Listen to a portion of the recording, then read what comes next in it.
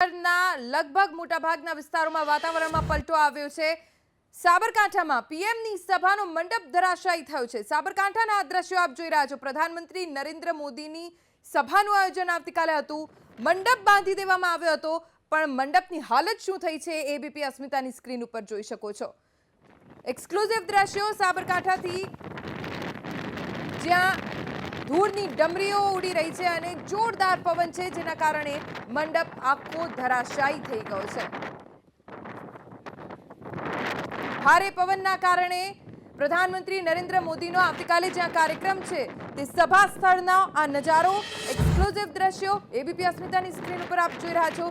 સાબરકાંઠામાં આવતીકાલે પ્રધાનમંત્રી નરેન્દ્ર મોદીની સભાનું આયોજન કરવામાં આવ્યું હતું અને સવારથી જ ભાજપના કાર્યકર્તાઓ અહીંયા મંડપ બાંધીને રાખ્યો હતો। ખુરશીઓ પણ અહીંયા ગોઠવેલી હતી, પણ શું હાલત થઈ છે આ મંડપની અને ત્યાં રાખવામાં આવેલી ખુરશીઓની એ નજારા ઉપરથી આપ જોઈ શકો છો। જોરદાર પવન સાબરકાંઠાના આ વિસ્તારમાં, જેના કારણે મંડપ ધરાશાયી થઈ ગયો છે। મંડપને સાચવવા માટે ત્યાં લોકો પણ હાજર છે, પણ તેમના હાથની આ વાત નથી, સ્થિતિ તેમના કાબૂમાં નથી આવી રહી।